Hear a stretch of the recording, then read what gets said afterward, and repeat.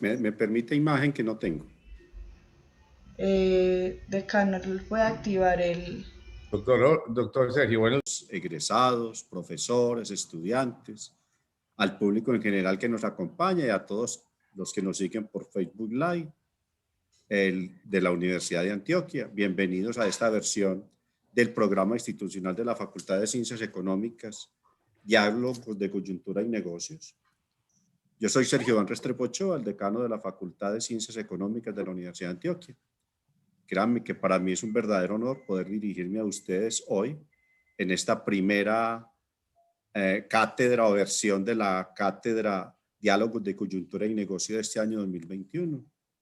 Este es un espacio liderado por nuestra facultad y el Departamento de Economía para reflexionar sobre temas de actualidad y socializar avances de investigación en los campos del saber propio de las ciencias económicas. Doctor Echeverry, yo le quiero dar un saludo muy especial a usted y a todos los participantes en nombre del señor rector de la universidad, el doctor John Jairo Arboleda Céspedes. Créame que él lamenta profundamente no poder estar aquí dándole un saludo de bienvenida. Él está hoy en un tema muy complejo, hizo una asamblea de estudiantes en el que precisamente van a conversar de este tema que ustedes, Jorge, estaban conversando ahorita, del regreso a la universidad, la dificultad para los estudiantes de no estar en la universidad. Y un tema muy complejo también, que es el tema de matrícula cero. Entonces, por esa razón, pues el señor rector no nos puede acompañar. Para nosotros como Universidad de Antioquia, como Facultad de Ciencias Económicas, es un compromiso permanente y es nuestra razón de ser y nuestra responsabilidad social debatir sobre temas económicos de actualidad que afectan a la sociedad y nada más de actualidad que conversar sobre las implicaciones económicas que se generan por la pandemia del COVID-19. Para ello contamos hoy en esta versión de la cátedra Diálogos de Coyuntura y Negocio con un invitado muy especial, el exministro de Hacienda, el doctor Juan Carlos Echeverry. Sabemos que la economía colombiana estaba en una fase ascendente en el momento en que llega la pandemia. Hoy estamos tratando de empezar a salir de la pandemia y yo creo que es necesario empezar a mirar qué está pasando con la economía en esta nueva fase de la pandemia. Yo creo que es necesario empezar a entender los hechos que se vivieron en el último año. Ahora decía el profesor Jorge, a nosotros el 13 de marzo del año anterior, nos dijeron vayan para la casa mientras resolvemos algunos asuntos y llevamos un año sin volver a la universidad. Y eso no solamente nos ha pasado a nosotros, sino a la economía en general. Entonces yo creo que es muy importante empezar a entender qué está pasando y qué va a pasar con la economía global y con la economía colombiana en el futuro. El doctor Echeverry sin duda hoy nos va a iluminar con sus reflexiones y nos va a ayudar a avanzar en la comprensión de los efectos de la pandemia en la economía global y en la economía colombiana. Con una charla muy importante de actualidad, y es la crisis y recuperación económica en tiempos de pandemia. Doctor Echeverry, créame que para nosotros es un honor contar con usted en esta cátedra. Usualmente estas reuniones las hacemos presenciales por efectos de la pandemia, estamos en un escenario muy distinto. Sería muy rico tenerlo en la universidad, recorriendo ese campus tan bonito que tiene la Universidad de Antioquia, pero bueno, es la realidad que tenemos hoy. Bienvenido a la Universidad de Antioquia, a su casa hoy y siempre. Yo le quiero dar un agradecimiento muy especial también al profesor Jorge Barrientos Marí, director del Centro de Investigaciones y Consultoría de la Facultad, que tuvo la importante iniciativa de buscarlo a usted para que nos hablara de estos temas. Un agradecimiento muy especial a Jorge, y que a su vez va a ser el moderador de esta charla. Y un agradecimiento también muy especial a UDEA Arroba y a la Unidad de Comunicaciones de la Facultad por la logística de este evento. Sean pues todos y todas bienvenidos a esta charla, y doctor Echeverry, nuevamente muchas gracias por la deferencia pues de acompañarnos. Bienvenido. Muchas gracias. Buenos días a todos los asistentes. agradecimiento especial al doctor Juan Carlos Echeverry por su presencia hoy en la facultad. Nos honra, desde luego. Yo sé que Juan Carlos no necesita presentación, pero sí voy a decir rápidamente quién es Juan Carlos Echeverry. Es economista de la Universidad de los Andes y cuenta con un doctorado en economía por la Universidad de Nueva York y un diploma de posgrados en economía internacional en el Instituto Kiel en Alemania. También hizo cursos de posgrado en filosofía en la Universidad Complutense de Madrid. Su vida ha sido en la academia principalmente, fue decano de la Facultad de Ciencias Económicas de la Universidad de los Andes, pero también ha sido un importante servidor público que ha servido a Colombia con su saber y su inteligencia. Ha sido ministro de Hacienda y director de Planeación Nacional, así como presidente de Ecopetrol. Ha sido empresario como socio fundador de Econcept, firma consultoría económica con 18 años de servicios continuos. Doctor Juan Carlos, nuevamente desde el Centro de Investigaciones y Consultorías de la Facultad de Ciencias Económicas, muchas gracias por estar aquí y adelante. Bueno, ¿me escuchan bien? Sí. Perfectamente. Apreciado decano, doctor Sergio Iván Restrepo, y apreciado doctor Jorge Barrientos, muchas gracias por la invitación. Es un honor para mí estar con ustedes en la Universidad de Antioquia. Es una invitación muy grata y pues para hablar de estos temas de economía. Yo creo que podemos entrar en materia. Vamos a hablar de la pandemia, la crisis y la recuperación. Una cosa que le digo a los estudiantes y que digo en todas partes es yo todo lo que he aprendido de economía lo he aprendido durante las crisis. Entonces, utilicen esta crisis. Yo sé que todo el mundo está en la casa y viendo clase por Zoom y por medios electrónicos, pero aprendan de esta crisis. Lo que yo les voy a contar es simplemente elementos para aprender, elementos de análisis. Analicen bien lo que pasó, cómo entramos, cómo salimos, cómo se desenvolvió, qué hizo el gobierno. Entonces, eso es lo que vamos a hacer aquí. Y usen esta y muchas presentaciones y mírenlas que todo lo que yo he aprendido, yo he participado en 4 crisis económicas. Cuando salí de la universidad en el 84 fue la primera, después me tocó en el 98 la de Pastrana, que esa ya la manejé, fui parte del equipo, era director de planeación. Después me tocó la del 2008-2010, desde que entré a ministro de Hacienda en 2010. Después me tocó la de Ecopetrol y esta, de manera que esas crisis son claves. Perdón, vamos a ver entonces, contexto internacional, Colombia cómo ha manejado la crisis, cómo va la reactivación y por último un escenario fiscal y de reforma tributaria y unas reflexiones. Entonces, si ustedes ven, miren este gráfico aquí abajo. Parece que lo peor ya pasó, pero lo peor fue muy reciente. Lo peor fue, esto es enero 15, la segunda, tercera semana de enero, donde este pico en la línea roja de Colombia es el más alto. Pero fíjense qué buena noticia hemos tenido hasta hoy. Estos son datos al 23 de febrero, o sea, hace 3 días. Y Colombia tiene una caída fundamental, impresionante en casos nuevos por millón. O sea, que si esto fuera cierto, y sabiendo obviamente que esto es como la crisis es traicionera y puede volver a haber un movimiento hacia arriba en algún lado, la tendencia se rompió después de enero 15. Fíjense, la tendencia iba ascendente desde marzo, en el febrero-marzo del año pasado, hasta ese pico que se dio con las fiestas de Navidad y las consecuencias de contagios. Pero también el desplome es brutal, es un desplome con una tendencia, con una inclinación, una pendiente mucho más marcada que las anteriores descensos, mucho más prolongada, y pues hasta hoy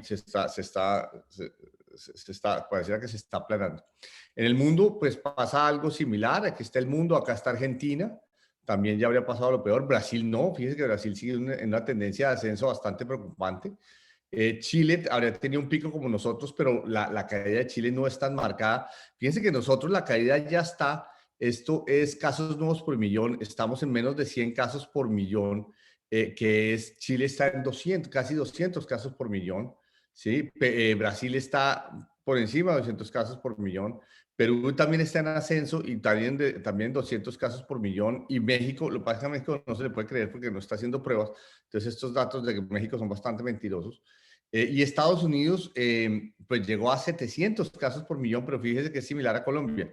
Llegó a un pico después de Navidades y ha tenido un desplome bastante similar al de Colombia, con un marcado descenso. Entonces, no todo el mundo está creciendo. O sea, Brasil, Perú están todavía en ascenso. Nosotros estamos en descenso en número de casos. Esto es por departamento.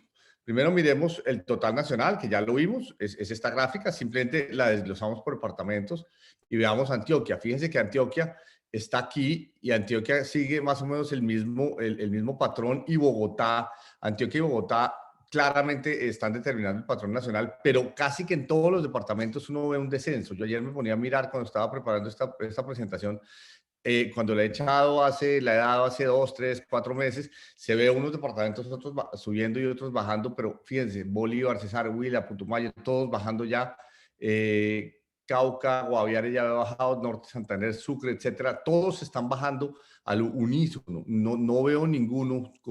Córdoba tal vez un poquito ascendió, pero todos están bajando. Esto es bastante notable. Bueno, no, perdón, Amazonas. Vea, Amazonas subió recientemente. El resto del país, Amazonas obviamente por un contagio que viene de Brasil. Tenemos que tener mucho cuidado, y esto ha salido en la prensa, ustedes lo han visto, que nos entre por acá, que nos entre por Amazonas otra vez un contagio del nuevo virus, etcétera. Pero esto es fascinante. Estas gráficas les muestran que las diferencias regionales han sido marcadas a lo largo del año pasado. Miren, por ejemplo, Cundinamarca versus Guainía. Guainía tuvo un pico por ahí a mitad de año, y ya descendió, y en cambio Cundinamarca, pues muy similar a lo de Bogotá, ¿no? Pero pues hay mucho para aprender aquí. Sobre esto se pueden escribir muchas tesis. Aquí hay datos, hay inmensa cantidad de datos, entonces se puede hacer mucha econometría. Entonces, aquellos de ustedes que estén buscando temas de tesis, pues acá hay datos. Acuérdense, la tesis es datos, salvo que uno la haga teórica. Pues si usted tiene datos, tiene tesis. Bueno, los efectos económicos. Aquí se ven los 3 trimestres del año pasado, segundo, tercero y cuarto, para Colombia, Perú y México. Y si ustedes ven el segundo trimestre, que es los bloques amarillos, fue brutalmente malo, sobre todo para Perú, con una caída de 32, Colombia, México, Argentina, Chile, con caídas de 14, 15, 18, 19, también terribles, los peores trimestres de la historia que yo recuerde. Ya el tercer trimestre, que son los rojos, Brasil estuvo mejor, 3.9, una recuperación impresionante. Cuando Chile, Colombia, etcétera, todos estaban en menos 10, menos 8, menos 10. Y el cuarto trimestre, fíjese que ya esto sigue siendo malo, sigue siendo negativo, pero con una reducción fuerte del negativo, menos 3, menos 1, menos 4, 6 en México. Esos son los países que han salido. Esto muestra la misma historia, simplemente los peores meses fueron marzo, abril y mayo, pero, y esto es lo que se conoce como la recuperación en V, una recuperación bastante rápida. Esto no lo sabíamos cómo se iba a dar. Y a principios del año pasado, mediados del año pasado, había una gran incertidumbre sobre cómo se comportaba el PIB y cómo se comportaba el empleo. Esto es para el año pasado, y esto es incluyendo el 2021, que muestra que Colombia, Chile y Brasil, estas son proyecciones, pueden estar mejor que México, Argentina y Perú, que van a estar por ahí al final de este año entre 94 y 92 en un índice donde 100 es antes de la pandemia, y Chile, Colombia y Brasil por ahí entre 97 a 99, ¿de acuerdo? Bueno, esto es el gasto fiscal, cómo reaccionaron los gobiernos, es un mapa de calor sobre cómo reaccionaron los gobiernos ante el COVID. Entre más verde, más gasto. Verde oscuro, más de 10% del PIB. Verde pálido, entre 5 y 7,5. Digamos, aquí está Perú y Bolivia. Verde oscuro, Brasil. Verde oscuro, muy oscuro, Estados Unidos y Canadá. Y amarillo y rojo, hubo poco gasto, entre 2,5 y 5. Colombia, Argentina, Paraguay. Y rojo, menos de 2,5, que es México. México un poco hizo caso omiso del virus, no hace muchas pruebas, no siente que se estén muy contagiados. De hecho, la tasa de mortalidad en México es más alta, lo cual es mentiras. Es simplemente que hacen menos pruebas.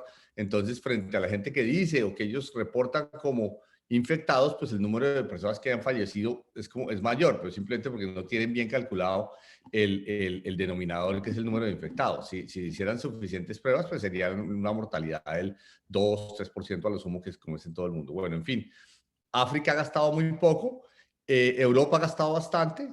Fíjense que la península ibérica ha gastado como nosotros, o sea, entre 2,5 y 5% del PIB, mientras que Alemania y Reino Unido muchísimo. Y en Asia se ha gastado bastante poco. Eso es bien interesante, este mapa de calor. Este es el otro evento económico que es increíble. La deuda, ayer lo estaba leyendo, la deuda va a aumentar, la deuda total de los países desarrollados en 17 trillones de dólares.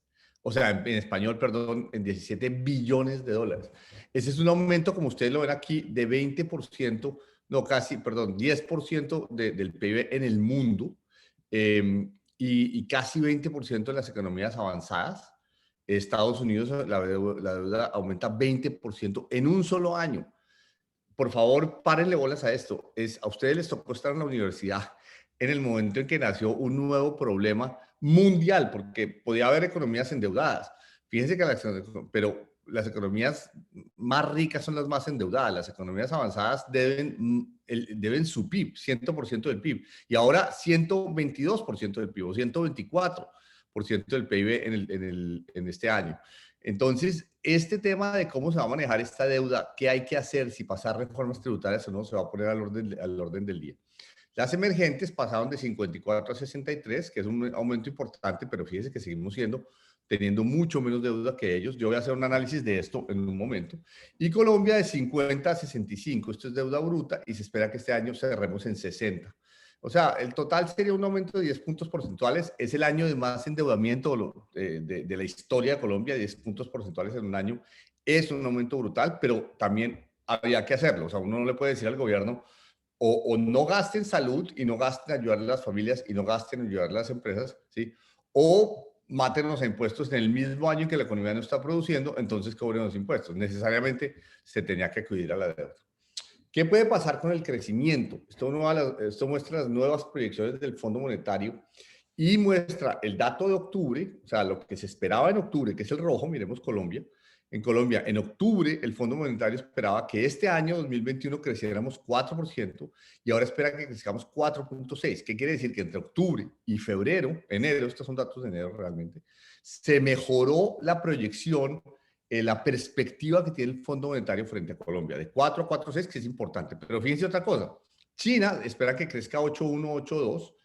Tengan en cuenta que en China no se mide el PIB, se mide el gasto total de la economía, que no es el PIB. Ustedes lo saben, el PIB es el valor agregado. Pero bueno, es el único dato que tenemos de China. Y Estados Unidos, fíjense la revisión tan brutal de 3,1 a 5,1. ¿Qué quiere decir esto?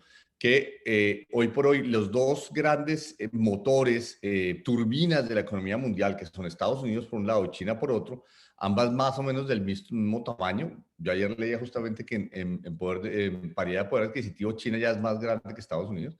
Obviamente no en valor de mercado, pero sí en paridad de poder adquisitivo.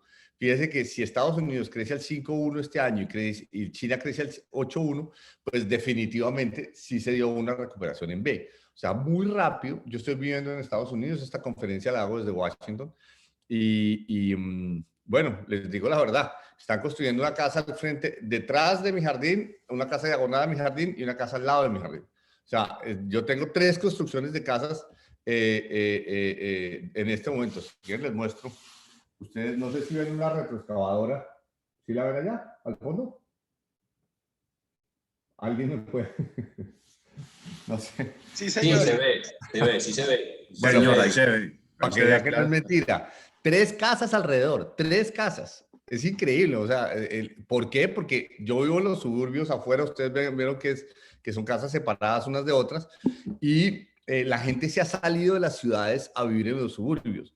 Y pues obviamente los constructores han encontrado esto como una gran alternativa. Y en medio de la pandemia, estas son casas que se empezaron a construir hace 6 meses, en medio de la pandemia, 3 lotes en donde había casas, tumbaron las casas y empezaron a construir casas nuevas. Entonces, fíjense que la reactivación es algo que se ve. O sea, yo he tenido retroexcavadoras los últimos 6 meses aquí, tumbando casas, poniendo casas, ahí están haciendo la tercera.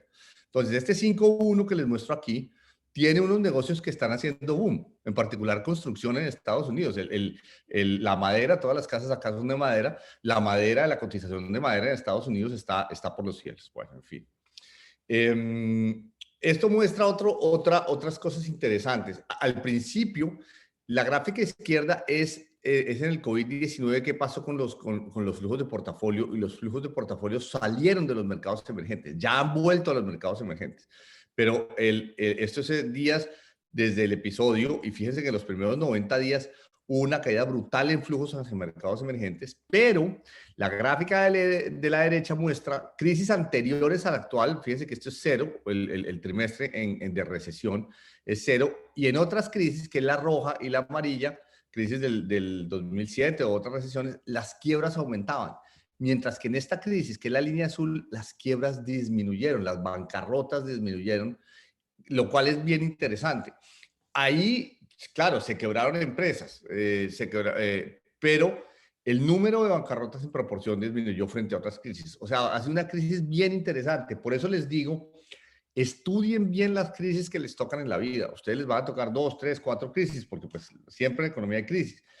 Pero todas las crisis son diferentes y hay que aprender de ellas. Bueno, otro trozo de información fundamental, el más interesante para mí es la gráfica izquierda. Este es el empleo en América Latina. El marrón que cae tanto es Perú, Colombia es este amarillito que cae en impacto hasta abril y empieza a recuperarse. Mi gran temor el año pasado, por esta época, pues ya por marzo, abril, que ya que estábamos en crisis, era lo que llamamos histéresis, que cayera el empleo por el tema del virus. Y una vez desapareciera el virus, el desempleo se quedara abajo. De acuerdo que cuando histéresis es cuando desaparece la causa, no desaparece el efecto. Pero no, la causa no ha desaparecido del todo, pero el efecto sí que se recuperó. El empleo se recuperó muy rápido en Colombia, es esta amarilla, pero fíjense que en Perú también. En Perú cayó brutalmente hasta junio y ha habido una recuperación positiva. Esta es la población ocupada. Si ustedes ven el resto de América Latina, también se ha recuperado. Tal vez Colombia es el que más se ha recuperado. Cosa muy interesante. Yo de hecho he defendido, o estoy convencido de que se dice que el mercado laboral en Colombia es muy inflexible. Yo lo que creo es que es muy flexible.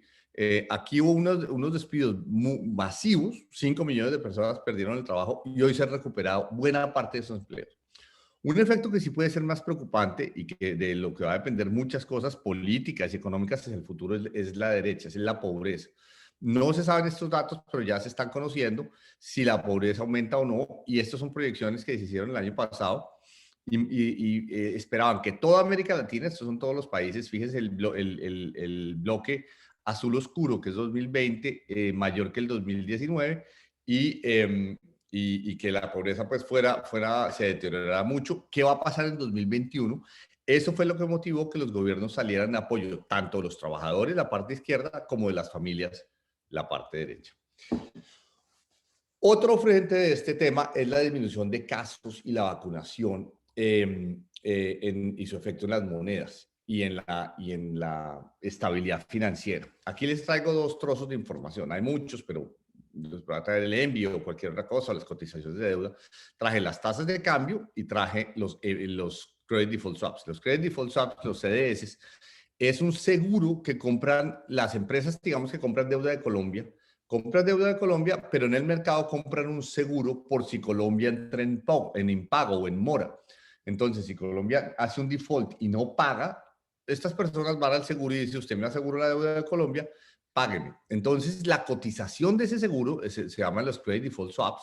Son unos swaps que cuando se disparan es porque la gente tiene miedo de que Colombia, que es la línea verde acá, Colombia no pague. Fíjese que cuando llegó el COVID, por allá en marzo, a mediados de marzo, finales de marzo, se dispararon los Credit Default Swaps. ¿Qué quiere decir? La gente en los mercados internacionales tenía miedo de que Colombia, pero también Brasil y Perú y Chile, etcétera, no pagaran, pero sobre todo Colombia. Ahora, desde entonces esto se cayó y se ha normalizado. No se ha normalizado exactamente a como estaba a final de año pasado, que fíjense que estaban bastante bajitos los CDS y bastante cerrado el margen entre unos países y otros. Ahora, pues Chile de nuevo vuelve a ser el mejor con azul claro, luego Perú, porque tiene una deuda muy baja, luego México, luego Colombia y luego Brasil.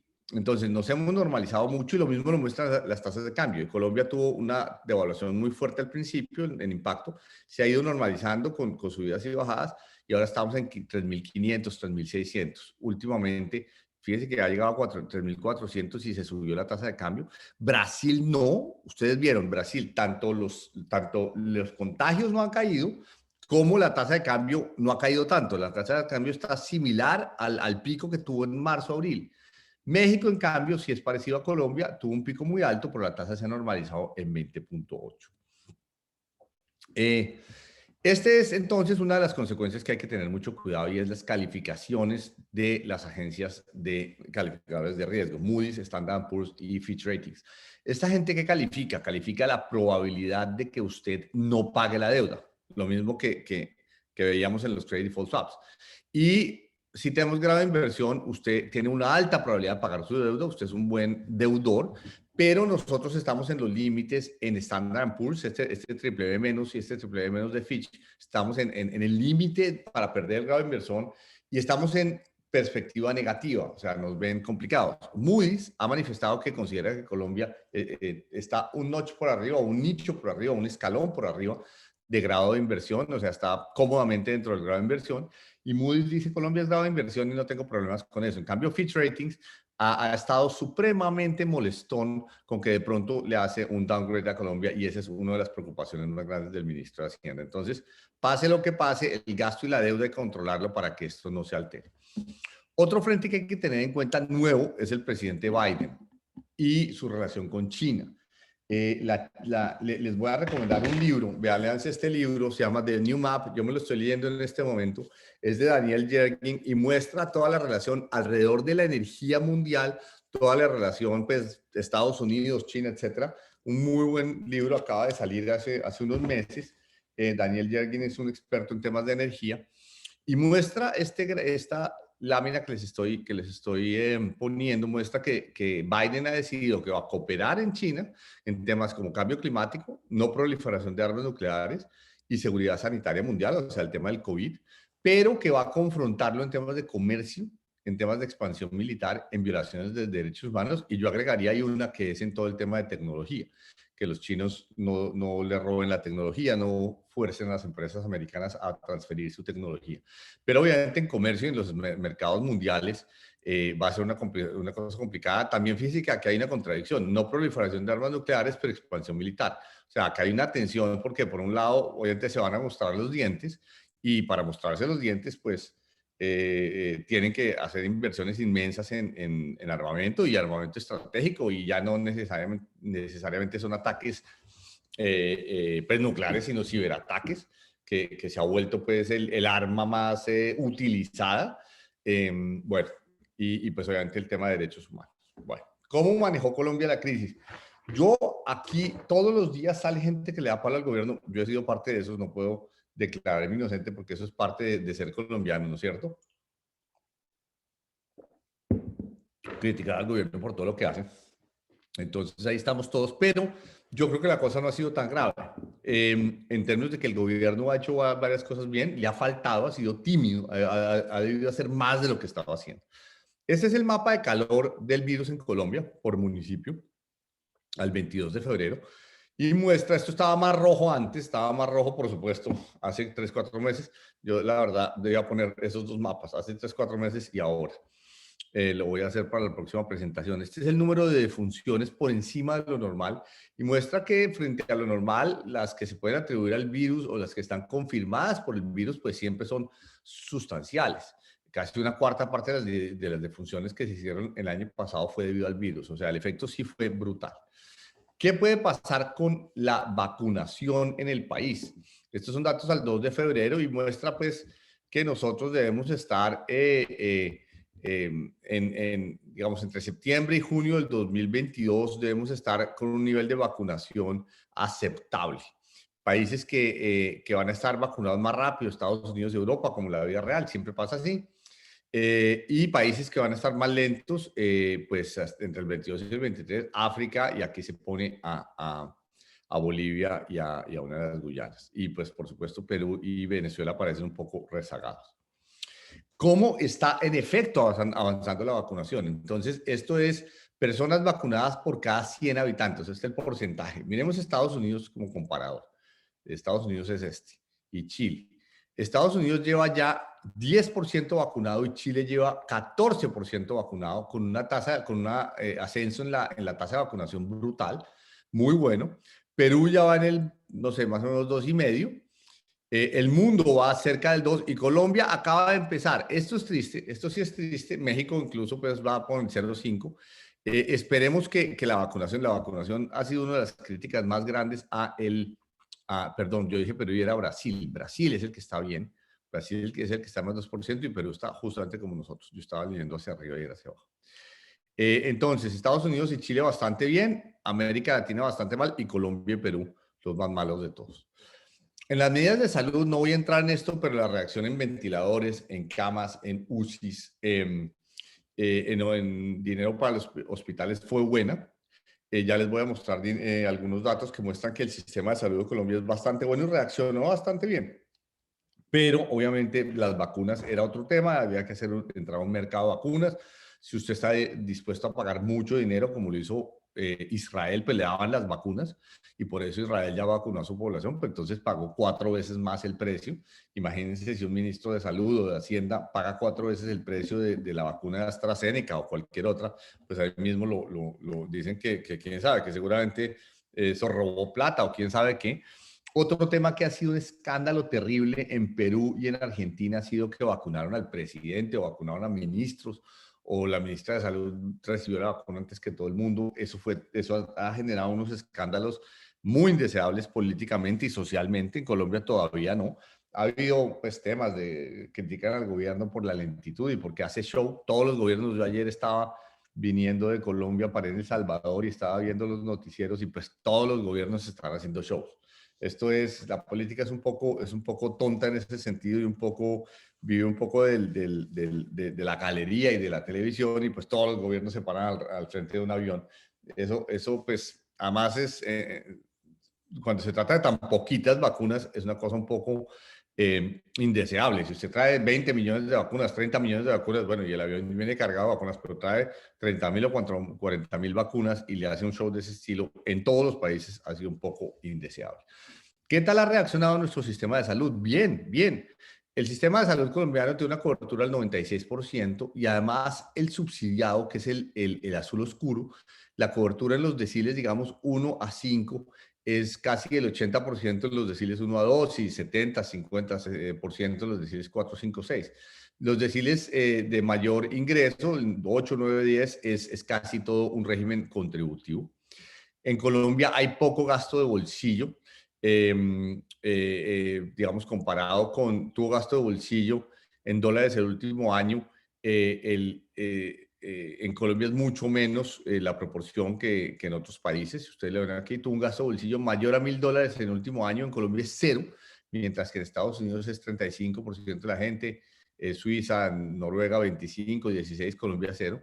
Y tiempo de espera para citas con especialista es de más de 2 meses. Fíjese que en Colombia solo el 12% de los pacientes espera más de 2 meses por una cita con un especialista. Claro, los que saben en la prensa son estos, pero fíjese en Canadá el 44 de cada 10 pacientes esperan más de 2 meses, el 30% en Noruega, en Suecia, en Francia, en Austria. O sea, Colombia tiene un sistema de salud que criticamos mucho, pero que es muy bueno y que reaccionó en esta pandemia bastante bien.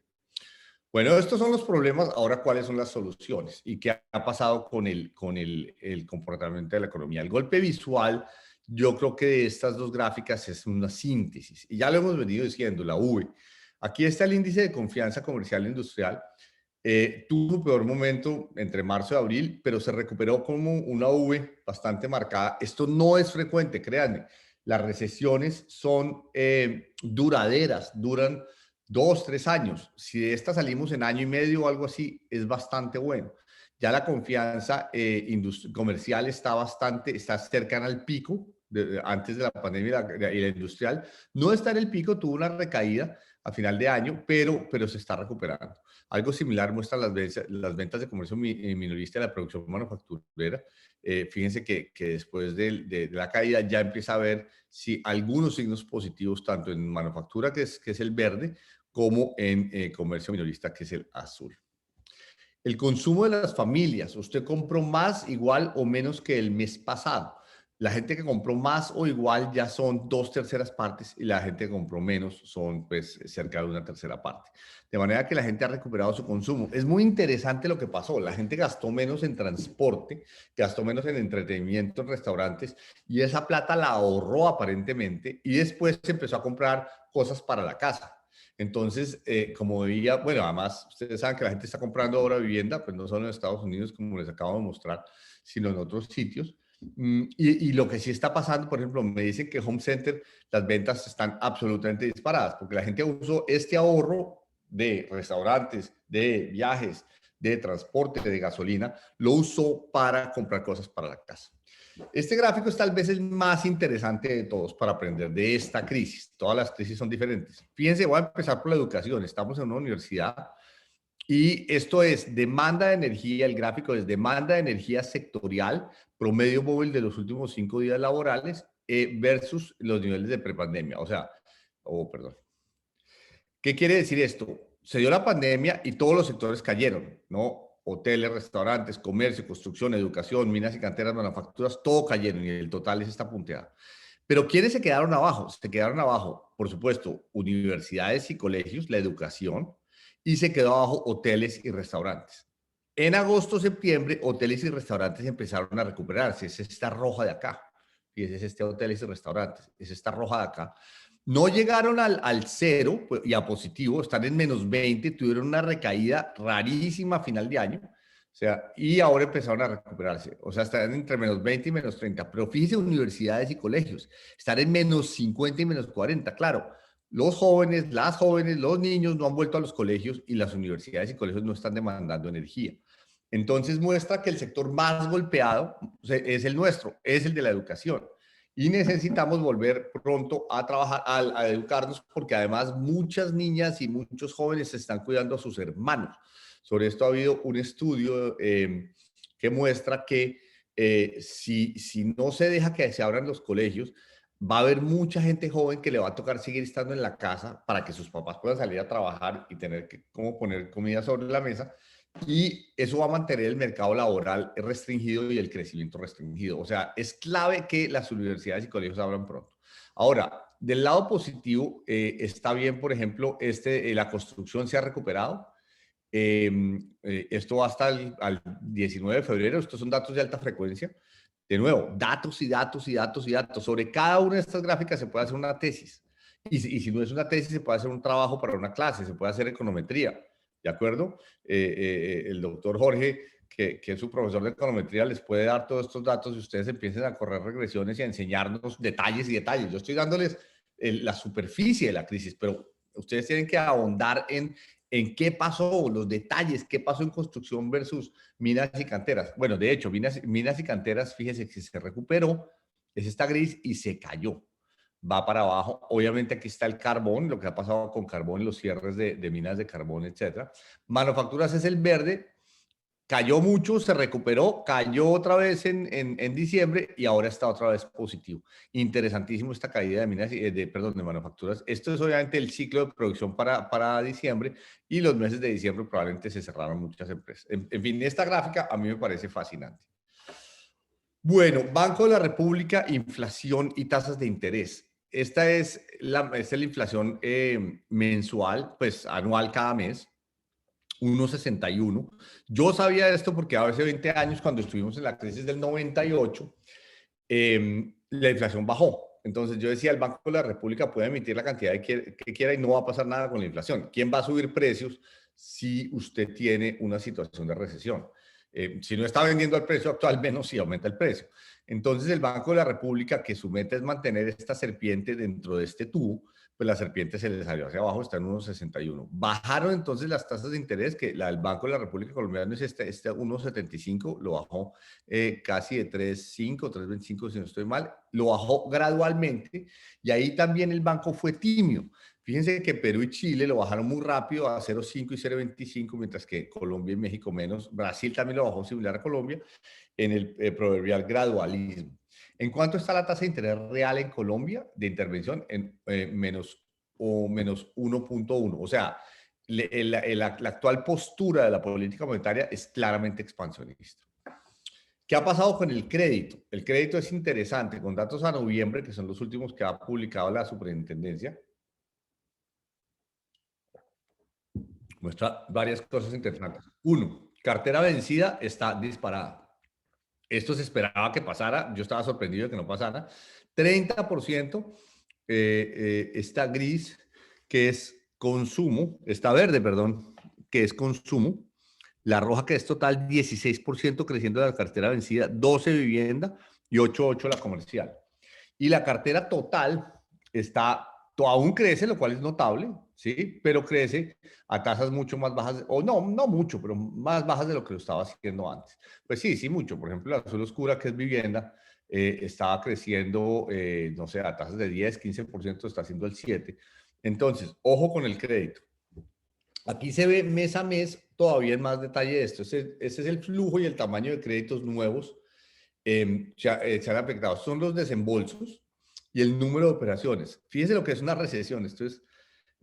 Aprendan de esto para todos ustedes. Fíjense, una recesión se ve en las gráficas de manera brutal. El crédito colapsó en mayo, colapsó en julio y en agosto, pero se reactivó muy rápido en septiembre, octubre y noviembre. No vuelve a lo que era hace un año atrás, pero sí está cercano. Entonces, esta es la V perfecta, ¿no es cierto? Y una cosa interesante, el tamaño promedio de los créditos, por ejemplo, de consumo, subió de 12 a 15 millones de pesos. Entonces usted dice, ¿cómo así? Pero ¿por qué los bancos suben el tamaño promedio? Claro, le dieron menos crédito a los créditos pequeños, los de 1, 2, 3 millones de pesos, menos crédito, y más a los de 30 y 40 millones. Entonces, abandonaron a los pequeños, se fueron hacia los más grandes de consumo y por eso el tamaño promedio de los créditos sube. Otro tema fascinante. No sé si están encarretados, pero a mí me parece que esta crisis está llena de cosas interesantísimas. Es una crisis muy dolorosa, pero que tenemos que entender bien. Vuelvo al tema de empleo, porque quiero hacer una reflexión sobre empleo y formalidad. Y aquí les muestro lo que decíamos. Yo creí que esto se iba a quedar en 20, 21, 19%, año y medio, como sucedió hace 20 años. Y resulta que no, subió a 21 y ya estamos en 13,4, que es absolutamente notable, ¿no es cierto? La tasa de ocupación, pues como vimos antes con Perú y con Colombia, se ha recuperado. No estamos en donde será deseable, que es cerca del 60. Todavía estamos en 53. Estos son datos a diciembre. Ahora, voy a hacer una reflexión sobre flexibilización e informalidad. En el mercado laboral, los economistas han dicho que el mercado es muy inflexible. Y entonces, todo el mundo dice que tiene que haber una flexibilización laboral. Hay un consenso sobre eso. Para mí, esto parte de una confusión. La gente dice que en Colombia, en Medellín, pues Nutresa o Ecopetrol no produce más, no es más competitivo, no exportan más porque hay trabajadores informales. O sea, como si la persona que está en un puesto de perros calientes o en unas arepas en la esquina o de manicurista o el que está en acarreos con una camioneta o el que tiene una mina artesanal tuviera la culpa de que Nutresa y Ecopetrol no sean más productivas. A mí me parece que eso es confundir la causa y el efecto. La informalidad es una solución, no es el problema. Es una solución imperfecta, obviamente. Querríamos que hubiera una solución formal, pero es una solución a dos problemas. La falta de negocios formales y exportadores, que no es culpa de la señora que vende arepas, sino pues de que los empresarios de Colombia y al país como un todo le falta prepararse más para creación masiva y volumen de negocios formales. Y segundo, los altos costos de ser formal. Yo tengo una pequeña empresa, una empresa pues de consultoría desde hace 18 años y ya se los voy a mostrar, la tasa de tributación de las empresas es del 70% en Colombia. Nosotros, yo lo dije en Caracol hace unos días, yo tengo una nota todas las mañanas en Caracol, dije, esta es la República Bolivariana de Colombia, porque la tasa de tributación de Venezuela es 73% y la nuestra es 71%. ¿de acuerdo? O sea, el Estado prácticamente es un Estado socialista que se queda con el 70% de las utilidades de las empresas. Entonces, si una empresa pequeña, digamos, el señor de las arepas o la señora manicurista, pagara todo lo que es formal, todos los impuestos y todos los pagos de seguridad social, pues simplemente se quebraba, porque esos son actividades de muy bajo margen que no les dan sino para sobrevivir. Pero con eso estas personas llevan y ponen comida sobre la mesa, que es el punto fundamental. El punto fundamental de una economía no es que se paguen impuestos. El punto fundamental de una economía es que la gente coma. Y con esa plata la gente está comiendo. Entonces, los negocios informales, entre comillas, cumplen con una función crucial, que es permitir a los hogares poner comida sobre la mesa. La pandemia hizo invisible la flexibilidad del mercado laboral. El mercado no es inflexible. Las empresas despidieron gente, la mandaron de vacaciones, le redujeron la jornada, dejaron 2 o 3 meses sin pagar. Todo tipo de formas de flexibilización. Y fíjense que el gobierno lo permitió, el mercado lo aceptó porque la gente decía, tenemos que salvar las empresas. Algo muy importante, y los jóvenes y las jóvenes, es que ustedes se han vuelto antiempresa. Y el COVID, si algo les tiene que enseñar, es que el COVID nos hizo mostrar el inmenso valor de las empresas. De las empresas trabajamos y obtenemos nuestros ingresos. De las empresas producimos y obtenemos lo que compramos, de lo que comemos, lo que nos ponemos, las casas donde vivimos, las calles, todo lo que vemos lo produce una empresa. Entonces, no nos pongamos ahora no sé, ilusos a decir, no, es que las empresas son malas por A o B. No, las empresas tienen que hacer las cosas bien y pagar sus impuestos y ser limpias con el medio ambiente. Pero es absolutamente fundamental que las empresas existan. Yo, de hecho, ustedes me estaban poniendo ahí unos comentarios, ahora los podemos ver. ¿Qué creo yo entonces que se debe hacer en flexibilización laboral e informalidad? Primero, transformar nuestro concepto de formalidad, adaptar las leyes a la realidad y no al contrario. Nosotros los economistas y los abogados queremos adaptar la realidad a las leyes y hacemos leyes que no consultan la realidad y entonces llamamos informal a 5 millones de trabajadores que están poniendo pan sobre la mesa. Segundo, darles un estatus formal y capacidad de bancarizarse y ser objeto de garantías que genere un salto a un nivel de negocio superior justamente a los informales y también a los formales. Y crear, y esto es una propuesta mía, 3 niveles. Un nivel de formalidad 1, en que a esas personas solo se le den beneficios y 0 costos. Solo beneficios se los formalice, que eso les permita tener una cuenta bancaria, que eso les permita tener una licencia minera, que eso les permita tener una licencia de transporte, etcétera. Pero que no se les cobre impuestos, que no se les cobre seguridad social. Porque además, les digo una cosa, ellos ya tienen salud subsidiada, se los mostré en una gráfica anterior. Van a tener, o muchos de ellos tienen, cuando estén en la tercera edad, van a tener probablemente pensión subsidiada. Entonces, ya del lado de los beneficios, son formales. Lo que estamos diciendo es que no son formales porque no contribuyen. Sí, pero no van a contribuir porque no pueden contribuir. Digamos, ese estado de cosas es así y está bien, eso no está mal. Entonces, digamos, si usted le dijera, compre una Coca-Cola, vaya por una Coca-Cola, en la ventana de la derecha la dan gratis, en la ventana de la izquierda la dan pagando. ¿Usted a cuál ventana va? Pues va a la ventana de la derecha, ¿de acuerdo? Donde la dan gratis. Entonces, si la salud es gratis en el régimen subsidiado y la pensión también va a ser gratis en el régimen subsidiado, ¿por qué va a pagar usted? Entonces, que esa formalidad 0 sea solo beneficios y 0 costos. Un F2, que es un ascenso suave en tributación y contribución, y aquí hay que englobar tributación y contribuciones a seguridad social en un monotributo, esto ya existe, pero hacerlo gradual, de manera que ese monotributo empiece en porcentajes suaves, e incluso yo creo que debe ser a la MOCUS en rangos de tributación, digamos, de 2 a 4%, 2 a 6%, y el contribuyente escoge la tasa, puede ser 2%, si es un año bueno y le fue bien y quiere contribuir al Estado y cree en el Estado y cree en lo que está haciendo la gente, bueno, contribuye 3 o 4 o 5%. ¿De acuerdo? Y si no, pues el mínimo que es 2, y después de 4 a 8, y después de 6 a 10, y así un ascenso suave. Hoy por hoy la mínima tasa de contribución es bueno, o 0 o 19. Entonces hay mucha gente que no la podemos pagar porque simplemente tiene que contribuir o 19 o 0. Entonces el incentivo a no ser parte del sistema tributario es mucho. Y por último, un F3 que sean contribuciones actuales, pues con todas las contribuciones de ley. Un momento, bueno, entonces, miremos ahora el escenario fiscal y la reforma tributaria. Este es, estábamos en un nivel de deuda bruta del gobierno nacional, la vimos, llegó a 66%, supuestamente va a bajar a 61%. Pero fíjense que este nivel de deuda ha subido mucho. En los 90 era 12%.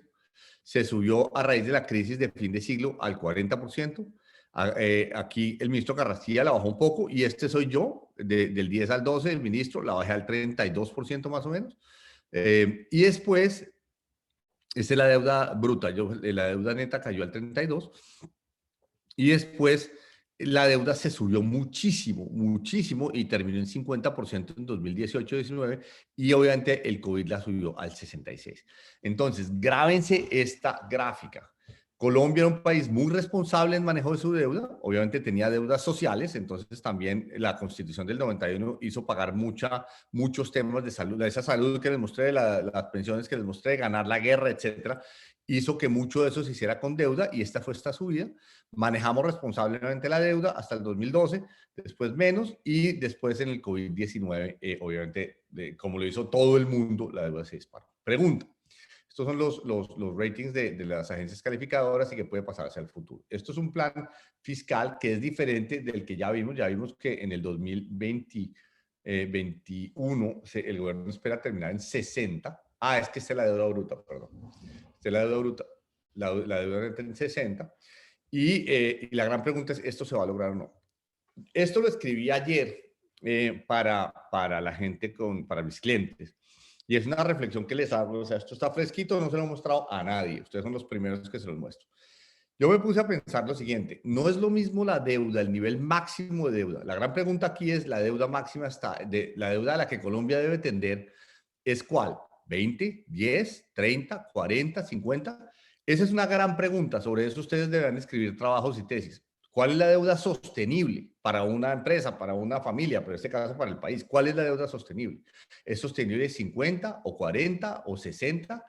Y yo me hice la reflexión y pues no se me ocurrió porque sea inteligente, sino porque lo leí en el Wall Street Journal, donde aparecía que Estados Unidos, a las tasas de interés actual, que es 1%, pues podía sostener una deuda del 100%, del PIB, del 120%. ¿Qué quiere decir? Las tasas de interés antes eran, digamos, 5% y la deuda, digamos, era 50%. ¿No es cierto? ¿Sí? Una tasa de 5% sobre una deuda de 5 por 5, 25, son 2.5% del PIB en intereses anuales. ¿De acuerdo? Ahora la deuda es 100 o 125 y la tasa es 1. O sea, los intereses son 1,25.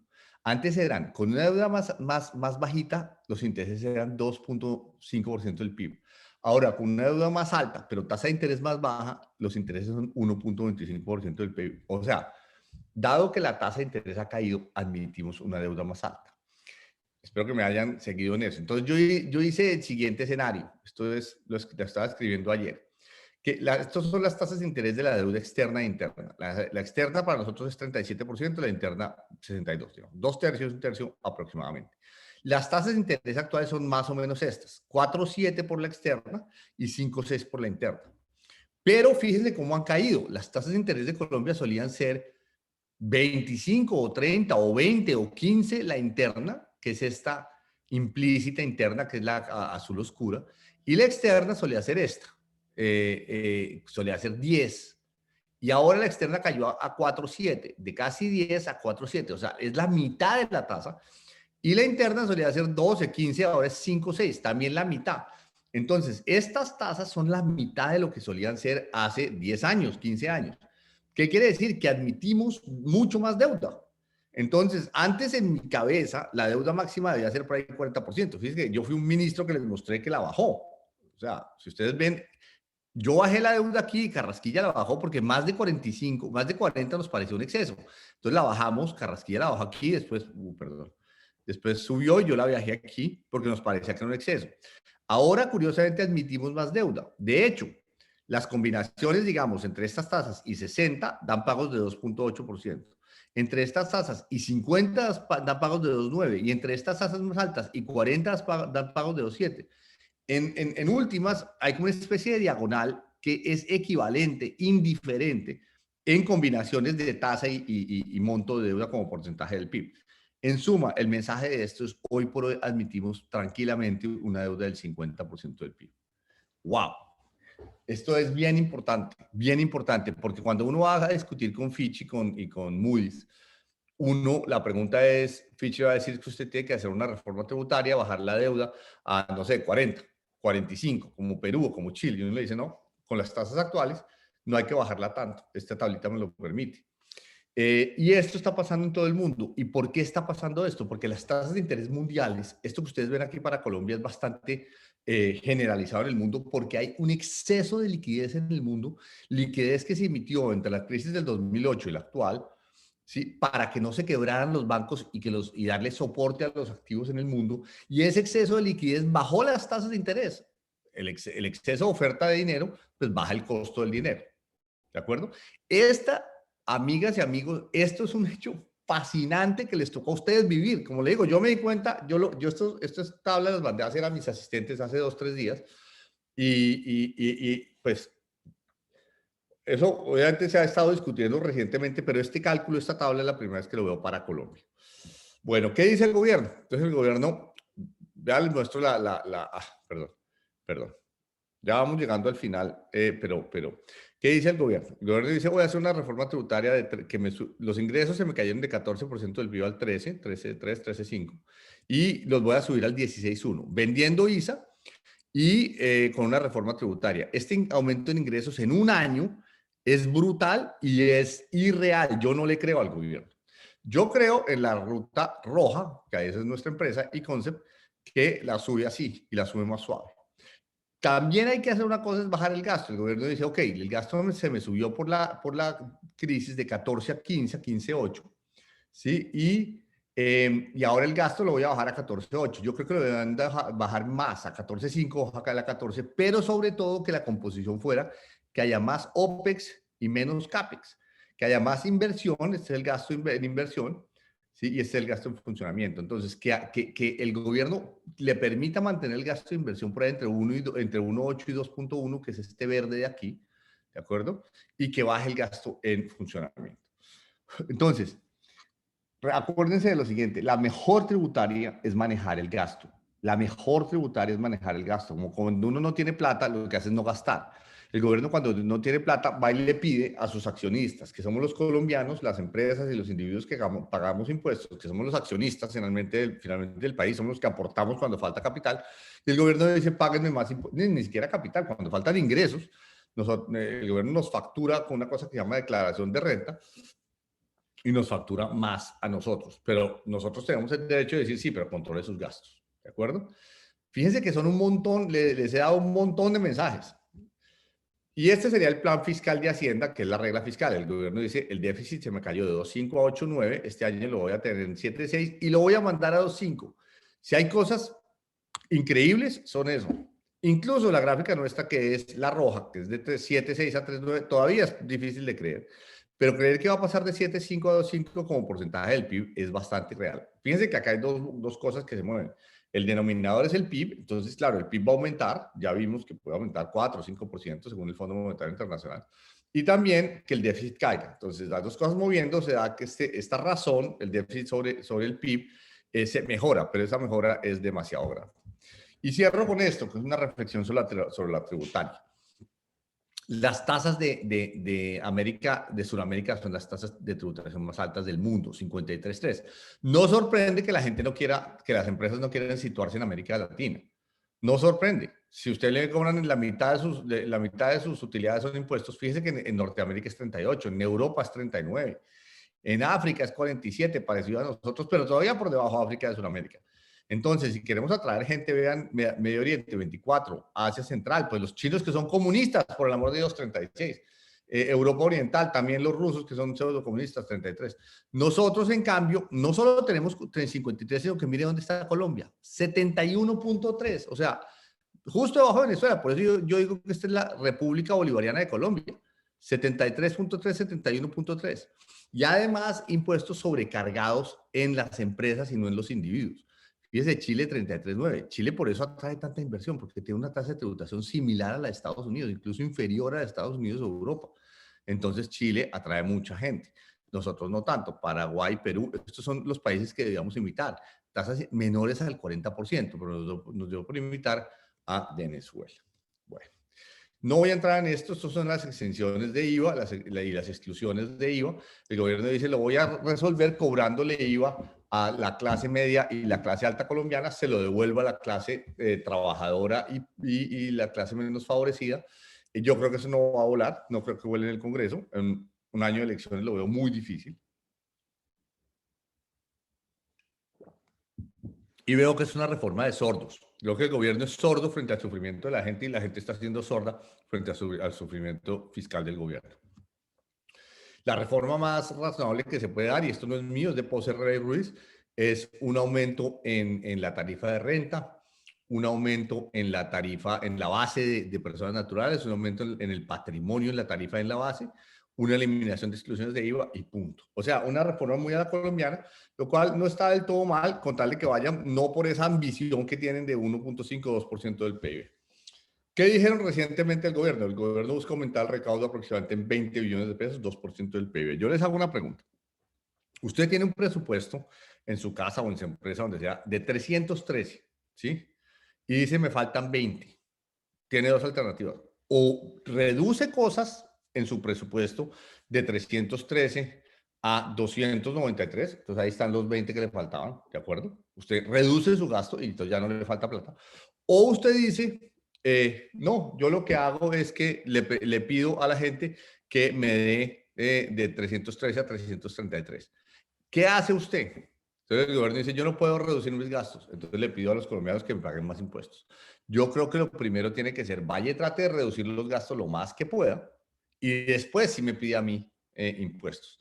Pues el gobierno ha optado por pedirnos los impuestos antes de bajar el gasto. El gobierno afirma que la revisión de las que va a haber revisión de las excepciones, ¿me quedó usted qué? La toma de decisiones se realizará según los resultados de una comisión de expertos. Tenemos una comisión de expertos tributarios cada año. Yo creo que ya deben hacer cut and paste, simplemente sacar otras fotocopias del informe del año pasado porque todos son iguales, que dicen lo mismo que suba la base del IVA, suba la base de renta y nos la deben entregar hoy, de hecho, 26. No voy a entrar en esto, ya lo dije, quiero más bien concluir. Entonces, ¿qué viene? Pronósticos. Nosotros ponemos 4.2, esos son mis socios y yo, pero yo creo que esto va a estar del lado de 5%. O sea, el crecimiento va a pasar de 6.8 negativo a 5% más o menos. La inflación de 1.6 a 2.4. Las tasas de interés del Banco de la República empiezan en 1.75, ya lo vimos, pueden terminar un poquito más alto, pero nombraron dos nuevos directores, de pronto ellos la bajan, no sé. La tasa de cambio empezó, el promedio del año pasado fue 3.600, yo creo que este año puede estar en 3.400, pero fíjese que se ha subido casi a 3.600 hoy. El balance del gobierno central, ese sí ya lo vimos, esto puede ser incluso un poco mejor. La deuda bruta ya la vimos, y si es sostenible o no, el balance de cuenta corriente, etc. Bueno, ¿qué se necesita? Y estos son solo dos transparencias y acabamos para una estrategia de reactivación económica de largo plazo. Primero, gerenciar mejor el Estado, ya lo dijimos. O sea, eficacia y eficiencia en el gasto. Sin eso, pedir más tributarias y ética para mejorar la gobernanza del gobierno y para generar valor. Entonces, gerencia y mejor el Estado. Segundo, exporte y tenga política industrial. Tenemos que ir reemplazando paulatinamente la energía, aunque petróleo va a haber por muchos años, pero tenemos que ir reemplazando, entonces tenga un salto agroindustrial en servicios y en manufacturas y una política industrial de logística, de estándares y apuestas regionales. Y un nuevo enfoque tributario, ya lo dijimos, no voy a acabar en eso. Pero eso no es solo, eso es solo economía. Usted además necesita seguir invirtiendo en la gente, educación, estamos en una universidad, salud, niñez, vejez, pobreza. Este es el foco. Todo lo que hacemos es para la pobreza y para que la economía funcione y genere riqueza. Todo siempre es un equilibrio entre reducir pobreza y generar riqueza y que las dos cosas vayan juntas. Segundo, justicia y seguridad ciudadana, una justicia independiente, impecable y eficiente. Sin esto la economía tampoco funciona bien. Y por supuesto seguridad, sin eso tampoco la economía funciona bien. Reformas económicas, procrecimiento exportador, ya lo miramos, y gerencia del Estado. Y eso genera legitimidad estatal y económica. Eso es lo que creo que realmente es la solución. Y esta es la última. Entonces cerramos como las economías tocaron fondo en el segundo trimestre del año pasado, pero con una alta divergencia entre sectores. Vimos que de educación y restaurantes, hoteles y eventos, etcétera, siguen muy parados. El COVID es un virus traicionero, tiene muchos saltos, ya hubo una caída fuerte y la vacunación toma tiempo. Vimos los mapas mundiales y vimos que Colombia empezó pues, está solamente en cero realmente. Pero había un rebote en B económico que es interesante. Los indicadores de riesgo macro y de riesgo país ya se ajustaron. Y las crisis, y este es el mensaje más importante de todo lo que he dicho, son fructíferas en función de lo que aprendamos de ellas. Entonces, cojan esta presentación. Yo, el doctor Jorge, el doctor Sergio Iván se las pueden mandar a ustedes o que la cuelguen en una página web. Y no solo la mía, de pronto hay otras mejores. Cojan todas las presentaciones que se encuentren, lean mucho y aprendan de esta crisis. Esta crisis es lo mejor que le puede pasar a ustedes, porque esta crisis, he vivido de lo que he hablado y he analizado la econometría que he hecho sobre datos de las crisis, porque eso hace que la gente quiera saber uno qué piensa, y entonces le pagan sueldo, le ofrecen puestos, le pagan por hablar en seminarios, le pagan por escribir reportes, etcétera. Entonces, aprendan de las crisis. Las crisis son fructíferas en función de lo que aprendamos de ellas. Y arreglar la economía y el país implica gradualismo tributario, una seria transformación del gasto, consistencia y credibilidad, una política industrial y éxito exportador y, como dijimos, arreglar la justicia, arreglar la seguridad y mucha inversión social.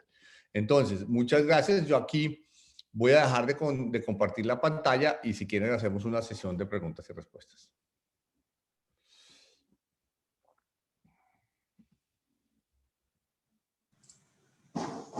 Pues, doctor Juan Carlos, muchas gracias por la presentación. Yo creo que este es un estupendo diagnóstico de lo que ha pasado en el último año y pues lo que se viene. Es bastante interesante los pronósticos que plantea, son bastante optimistas. Yo he recogido por acá, aunque siguen llegando preguntas. Estoy muy contento que hay 141 personas, según veo. Sí, aquí, pero por el Facebook Live tenemos más. ¿Cuántos quieren, querido decano? Ahora le podemos preguntar a Laura Vanessa Gudelo, que es nuestra coordinadora de comunicaciones. Magnífico. Muy bien, muchas gracias. Una cifra más consolidada. Voy a intentar recoger varias de las preguntas en grupitos, ¿sí? Para intentar resumir. Perfecto. ¿Qué es lo que la gran cantidad de preguntas que tenemos, como era de esperarse? Empiezo con una de empleo y dice, y lo acabo de constatar yo mismo en la página del DANE, en el Twitter del DANE. Alguien pregunta, en enero de 2021 la tasa de desempleo a nivel nacional fue de 17%. Ah, ok. En las 13 ciudades. Sí. Ah, en 13 ciudades, sí. Sí.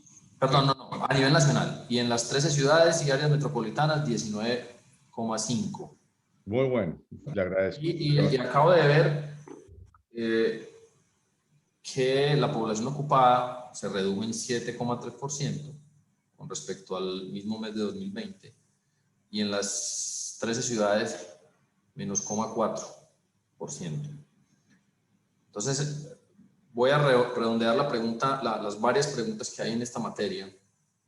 Y dice, yo la redactaría así, diga, en materia de empleo, desempleo, ¿qué estrategia debe seguir el país para recuperarlo? Y si hay cifras ya de destrucción de vacantes, si hay cifras consolidadas de destrucción de vacantes. Pues a ver, primero, el punto es muy bueno y el punto es la estacionalidad. Eso lo he oído mencionar, tiene toda la razón. Afortunadamente me llaman la atención sobre eso. Y es que, claro, los meses de septiembre, octubre, noviembre, diciembre son los meses de más bajo desempleo o de más alta creación de empleo porque la gente está preparando la producción para diciembre, ¿no es cierto? Entonces es natural. Y enero, febrero y marzo son los meses de más alto desempleo. Entonces, el salto se esperaba, pero pues tienen toda la razón en llamarme la atención. El salto es fuerte. 13 ciudades, 17.2%, si el dato está bien. Yo ya lo pedí a mis asesores que lo manden para corregir la presentación. Pero es que lo acaba de publicar ahora esta mañana el DANE, Juan Carlos. Ah, bueno, porque yo estaba regañando a mis... No, yo lo acabo de constatar y dice, la mañana de viernes, el DANE acaba de decir que la tasa de desempleo nacional es 17,3 y de las 13 áreas 19,5. Ok, no, pues son desempleos 17, fíjense que saltamos de 13 a 17 Es un salto incluso más marcado de lo que suele ser. Solíamos pasar un saltos de 8, 9 a 12. Eran 3 puntos porcentuales más o menos. Este es un salto, estábamos en 13,4 más o menos a 17,4, es un salto de 4 puntos porcentuales. Buena parte de ese salto se debe volver a normalizar en la medida en que pase el año, pero tiene razón la pregunta. O sea, una tasa de desempleo que esté en 13 en los meses de mejor empleo y salte a 17 en los meses de peor empleo, pues que la estacionalidad sea así, es muy alta. Pero también tengan en cuenta lo siguiente, la educación está parada. Miren ustedes dónde están. Ustedes están en sus casas. Buena parte de los empleados que faltan son mujeres y mujeres jóvenes, entre 14 y 28 años.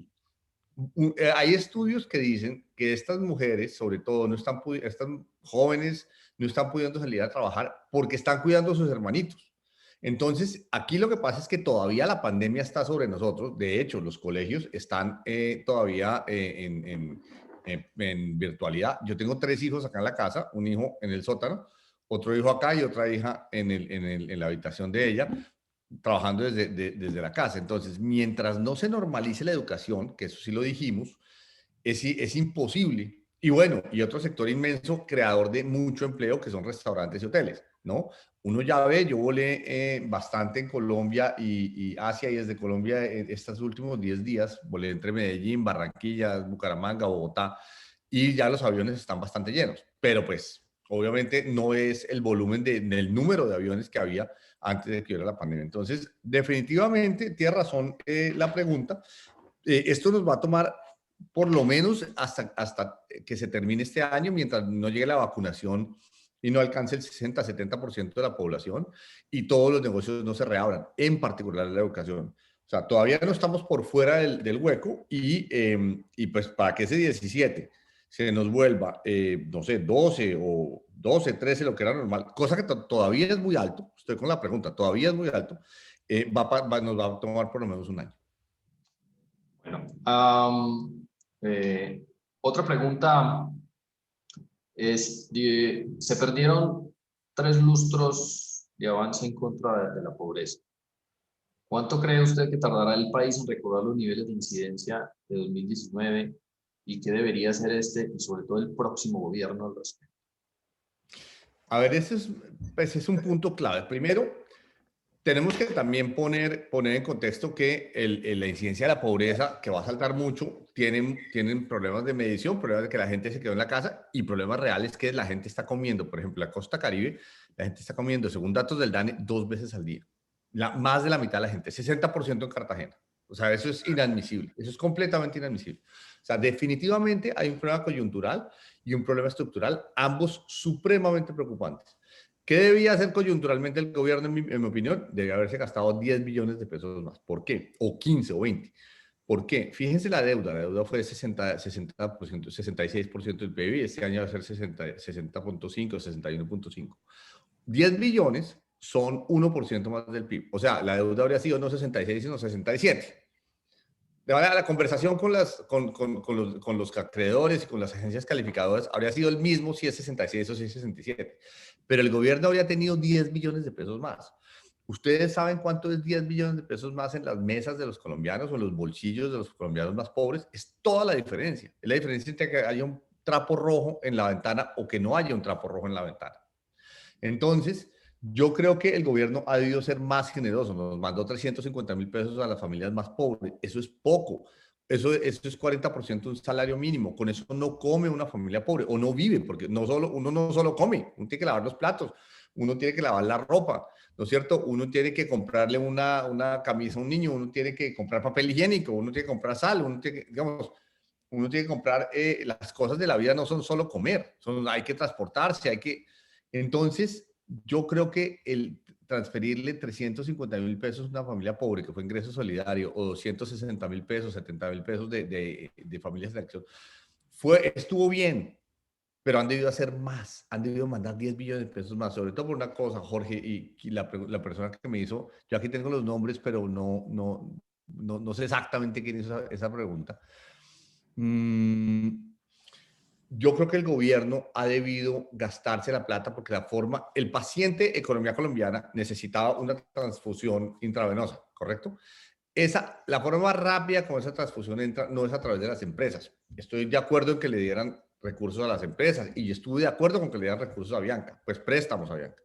Pero si se lo dan a las familias, esa plata habría entrado al sistema de circulación económica inmediatamente, porque las familias que compran, pues bienes y servicios que producen las empresas. De alguna manera es también darle el plata a las empresas, pero a través de facturación. Entonces yo creo que se ha debido dar más. Segundo, hacia el futuro. Yo creo que debe haber una mezcla entre y lo dije antes, entre una economía que crezca, exporte y genere empleo. Eso toma un tiempo, pero si se empieza a hacer ya, puede suceder rápido. Yo creo que debe haber una mezcla entre mantener las transferencias a las familias más pobres a un nivel alto, así nos cueste un poquito más de deuda. Demostré que la economía admite un poco más de deuda. Y segundo, una tributaria gradual. O sea, yo creo que ahora, yo habría sido más agresivo en la crisis y más gradualista ahora. El gobierno fue más gradualista en la crisis y más agresivo ahora en la tributaria. Yo habría cambiado. Si quieren, ¿cuál sería mi enfoque? Ese. Muy bien. A ver, lo que pasa es que como son varias preguntas, Dale, no pasa nada. de donde darlas. Este tema de la reforma tributaria, pues yo creo que le quita el sueño a muchos. Y aquí hay unas preguntas que redondeo de la siguiente manera. Dice, las empresas no son ni ricas ni pobres, son los dueños de esas empresas los ricos y los pobres. Un componente de la reforma tributaria debería ser gravar los dividendos y si es inevitable una reforma tributaria a día de hoy. Yo, lo que dice esta persona, de que las empresas no son ricas, pobres, yo sí, lo dije en Caracol hace 2-3 días, y si los colombianos, no sé si es que oyó Caracol o es que leemos los mismos libros, pero ambas cosas las agradezco. Los colombianos tenemos una concepción un poquito maniquea y un poquito resentida, y es que las empresas son malas. Las empresas no son malas, las empresas producen riqueza, son eficientes, son rentables, son sólidas y son líquidas. Punto. ¿De acuerdo? Los ricos son los dueños de las empresas. Una empresa es rentable o no rentable, sólida o no sólida, líquida o no líquida. Pero la empresa no es rica. La empresa compra bienes y servicios, produce bienes y servicios con una cajita negra que se llama tecnología, ¿sí? Donde están los trabajadores, etc. Entonces, yo estoy completamente de acuerdo. Nosotros debemos tener una tributación hacia las personas naturales, como lo hace todo el mundo. En Colombia, hace unos 40 años, los ricos decidieron que a las personas no las gravaran, sino que a las empresas. Eso es una equivocación, hay que corregirlo. Segundo, tenemos que gravar a mucha más base de tributación, pero tenemos que grabarla con tasas mucho más suaves, que es el F1, F2, F3 que les ponía. Que empecemos, si alguien se gana, no sé, 2, 3 salarios mínimos, probablemente un salario mínimo no lo podemos tributar, pero digamos 2,5, 3 salarios mínimos, que tribute el 2%, ¿de acuerdo? 3 millones por 3 son 36 millones, ¿no es cierto? El 1% son 360.000 pesos, el 2% son 720.000 pesos, ¿de acuerdo? Al año, con alguien que se gana, que se gana 36 millones de pesos al año. Es completamente razonable. Pero ¿qué pasa? Eso es mucha gente que aporta tributos, que suma mucho y que lo hace muy suave, y todos empezamos a contribuir. Y a las personas de más ingresos, pónganle, obviamente, tasas marginales mucho más altas, con un sistema progresivo. Entonces, no puedo estar más de acuerdo, pero la segunda pregunta fue ¿cuál? Perdóname, Jorge. La puse así, la reforma tributaria, ¿en qué debería concentrarse el gobierno para hacer? Yo creo que esta debe ser una reforma muy ecléctica a lo colombiano. Y voy a dar respuestas muy cortas porque me toca llevar a mi hija menor a la clínica a una intervención que le van a hacer. Entonces me toca acabar en 5 o 10 minutos. Yo creo que debe ser una cosa muy ecléctica, concentrarse en un poco más de ampliación, en unas exenciones. Yo no creo que se van a meter con el IVA, francamente van a meterse con renta y con exenciones y con algo de impuestos, probablemente impuesto al patrimonio. Aquí hay una pregunta bien interesante, Juan Carlos, que tiene que ver, pues, son varias sobre déficit fiscal, deuda, si los rangos son aceptables para la economía colombiana, pero hay una que a mí me parece bien interesante, es ¿cómo ve usted la crisis del sistema pensional colombiano en el marco de la creciente informalidad empresarial y laboral? Mira, primero yo no veo que haya crisis en el sistema pensional colombiano. Yo creo que el sistema pensional lo que es un sistema supremamente injusto. Crisis hubo hace 20 años cuando, no había, cuando el sistema pensional había saltado de 0,8 del PIB a 3% del PIB en costo para el gobierno. A mí me tocó esa crisis. Y la deuda pensional era 2 veces el PIB, 206% del PIB. ¿Qué hicimos? Una reforma pensional entre el 2002 y el 2006 se hizo, parte del gobierno Pastrana, parte del gobierno Uribe. Eso bajó la deuda de 200 a 140 más o menos, y han pasado 20 años. O sea, hemos ido pagando esa deuda a razón de 3% del PIB, 4% del PIB. Entonces, hoy por hoy la deuda pensional ya no está en niveles críticos. Lo que sí pasa es que hay mucha gente que no tiene pensión, pero esto no es el sistema pensional que existe, sino la gente que está excluida. Esa parte es crítica, digamos. Si lo que llamas crisis o lo que llama crisis la persona que me preguntó es esa parte, sí. Hay una crisis de cobertura. Lo más que crisis es algo que va a estallar, ¿de acuerdo? Esto es un problema estructural de cobertura.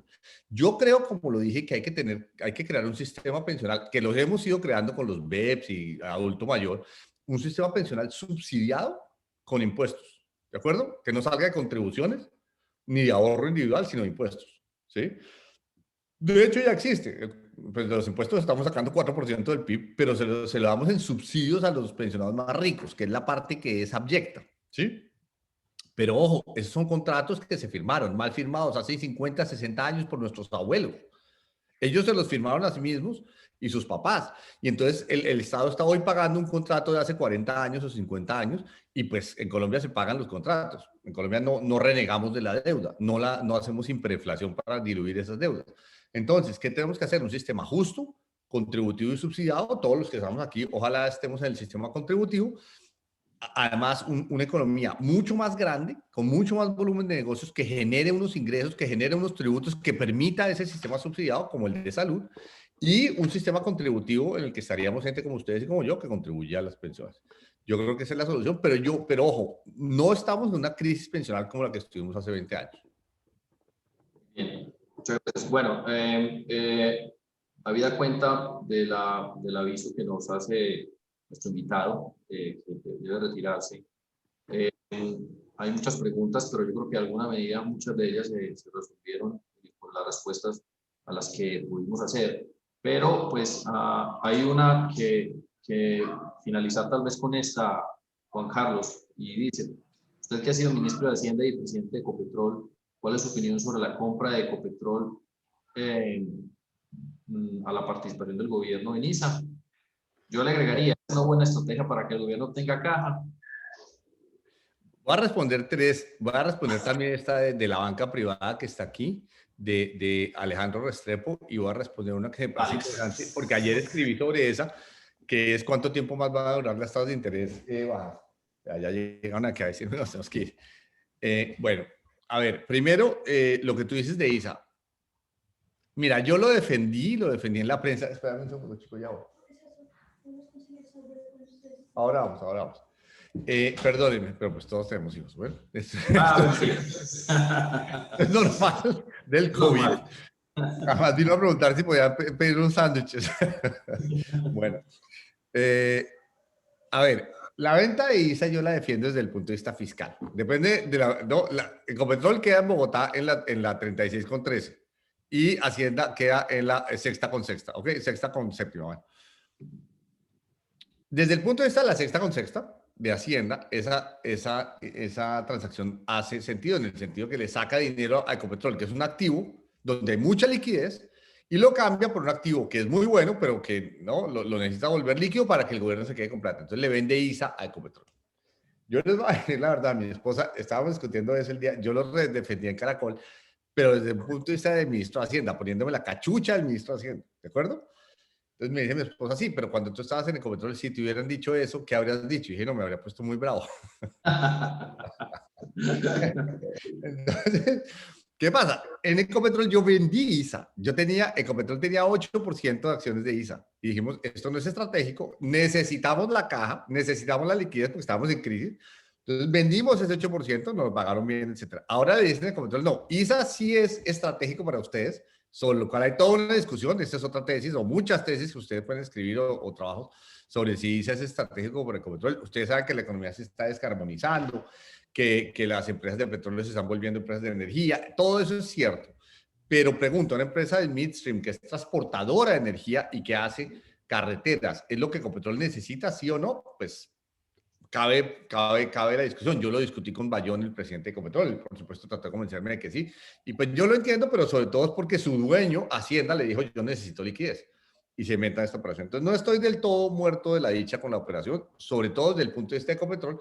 Si bien la apoyé, y sepan los muchachos, esto es como la literatura, yo me escribí una novela que se llama En sitios más oscuros, léanla, pero lo que muestra la literatura es que las verdades siempre están llenas de matices, o sea, ninguna, y en una crisis, ningún juicio, ninguna verdad es blanco o negro. Por ejemplo, la otra pregunta que me hacen, ¿por qué se fortalece la banca privada y no la banca pública en una crisis? El modelo neoliberal, etcétera, dice Santiago Cardona. Hombre, lo que pasa es que sus ahorros y los míos, si yo le muestro mi billetera, ¿no es cierto? Mis ahorros, no es para hacer publicidad, pero mis ahorros están en un banco privado. ¿De acuerdo? Los ahorros de ustedes están en un banco privado también, los ahorros de su papá, la cuenta corriente. Si los bancos privados llegan a fallar, ¿yo qué hago con mis ahorros? Pues voy al banco privado y saco mis ahorros. Y si eso lo hace todo el mundo, se llama una corrida. Y si eso es así, el sistema financiero colapsa y la economía colapsa. Entonces, los bancos nos pueden parecer antipáticos. De hecho, yo ayer hice una nota y el inicio de la nota es: ¿los banqueros tienen alma o no tienen alma? Porque hay mucha gente que dice que no tienen alma, ¿no es cierto? Dicen que un banquero se murió y fue al cielo y no lo aceptaron, y fue al infierno y no lo aceptaron, y fue al purgatorio y no lo aceptaron, y le dijeron, no, ustedes no tienen alma, ¿no es cierto? Entonces, esos chistes existen y los banqueros muchas veces no tienen alma porque son tremendamente conservadores, tremendamente duros y en las crisis tremendamente amarrados. Pero la pregunta de Santiago tiene razón. La banca pública ahora se fortaleció, Bancoldex, el Fondo Nacional de Garantías, Finagro, etcétera. Pero la banca pública no tiene la potencia ni el alcance de la banca privada. Y tradicionalmente yo crecí, después de que salí de la carrera, yo era un economista llegó a un país donde la banca pública era la mitad de la banca total. Y la banca pública era mucho más ineficiente y llena de influencias políticas. Y le daban crédito a un montón de gente que se lo robaba. Entonces la banca pública, casi que llegamos a la conclusión de que la banca pública debe haber, pero debe ser un segmento pequeño para ciertas asignaciones importantes meritorias. Entonces, por eso ahí le respondo a Santiago que la banca privada sigue y seguirá siendo una parte esencial del sistema, y es una banca, y es un negocio que se mueve con base en confianza, y la confianza es muy delicada. Y en la última pregunta de Nicolás Montoya dice, que yo ayer me la hice cuando estaba escribiendo: ¿por cuánto tiempo más van a estar las tasas de interés bajas? Y la respuesta esa pregunta es fascinante. Yo no sé, fue lo que escribí ayer, yo no sé. Pero como el nuevo paradigma monetario mundial es que cada que hay un problema usted inyecta cantidades de liquidez infinitas para darle soporte a los bonos sobre todo a los bonos. Entonces pareciera que las tasas de interés van a seguir bajas por mucho tiempo. Con base en eso es que yo digo, entonces a Colombia admite más deuda. Mil gracias por la invitación, mil gracias por la invitación. Espero que lo hayan disfrutado y sobre todo que hayan aprendido que esto es un proceso de inteligencia con un montón de datos en que uno está tratando de aclararse cosas difíciles. La economía es difícil, como decía Friedman y Anna Schwartz, la economía está llena de misterio y paradoja. Nadie les puede decir que la economía es fácil, la economía es difícil. Aprendan mucho de la crisis y muchas gracias por haber participado. Me siento muy honrado que haya habido pues un número nutrido de estudiantes y de pronto profesores oyentes.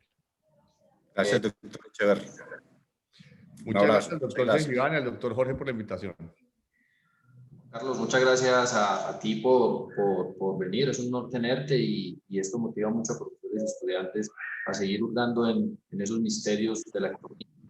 Muchas gracias, de verdad. Un fuerte abrazo. Muchos éxitos. Un abrazo a todos. Dios, gracias. Un gran día. Hasta luego. Hasta luego. Muchas gracias. Hasta luego. Laura, ¿cuánta gente por Facebook Live? Estuvieron conectados más o menos entre 50 y 30 personas, iba variando. Perfecto. Muchas gracias, Mi. Con mucho gusto, decano. Nos salió muy bien. Diana, Gracias, jefe Jorge. Gracias. No, Con todo gusto. Y al equipo del doctor Echeverry, muchas gracias. Gracias.